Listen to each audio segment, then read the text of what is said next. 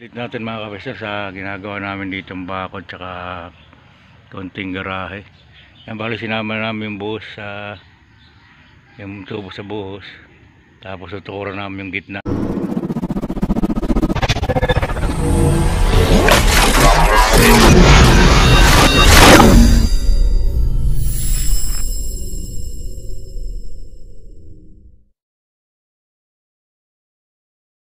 May mga tukod na bakal.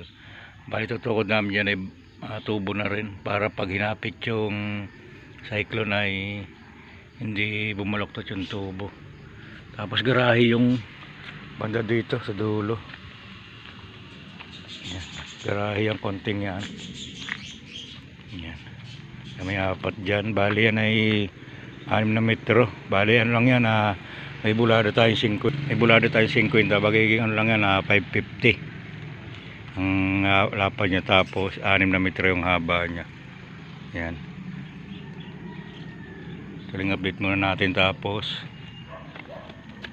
yan, nagbuhos na rin kami kahapon ng mga poste niya. Kaya dito sa may gate.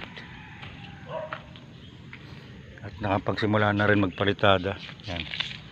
Yung mga palitada rin yung mga poste at tool niya. Pleto na. Tapos ito nakapaglagay na rin ang untansi dito sa harap. Yan, nakikita yan. Mga plywood ang ibabaw niya.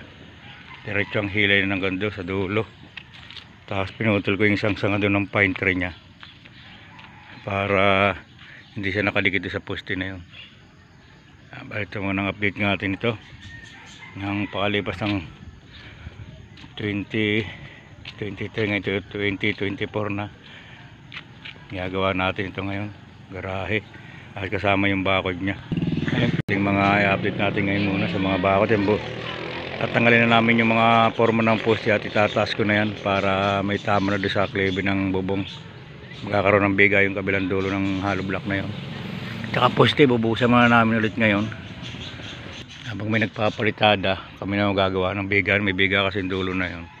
Paglalagyan ng kilo na channel. Dito yung channel sa ilalim. 2x3 lang ang inano ko. Ayan, 2x3 na channel. Kakabit tayo ngayon ng bakal niya na channel 2x3. Para ito ang ginawa ko sa kanya. Ayan. Binali ko na siya para yung kanyang gutter ay nakapatong siya dito. Dahil ito ay firewall. Bali nakapaggasan na ako ng dalawa. Yan ang isa. Saka yun. Yan. Bali yung isa. Dulo-dulo muna nilagyan ko, tapos hilaan natin yan ng tansi para pantay-pantay na siya. At dito yung klebe niya, nakababa na to ng mga 1 inches para ang takbo ng tubig ay dito lahat. Kakabit namin itong 3 pa na channel. Tapos ito yung napalitadahan na iba. Yan, bala akong palitada na iba import na lubot labas. Tapos yung mga poste binabalikan na lang nila para mapalitadahan ng lahat. Tapos ito, ayan.